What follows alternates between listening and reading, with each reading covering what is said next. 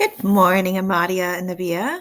What I want to show you today is how to use Microsoft Translator and how we're going to use it every day in class.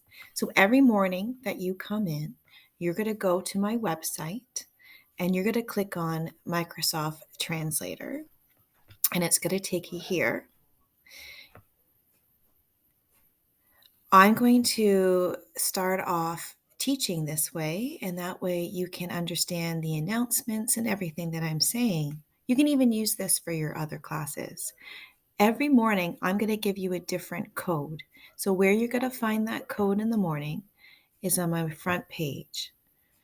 So, what I will do, I will have something like this for you. Okay, and you're going to type in a code. It's going to be a different code every morning.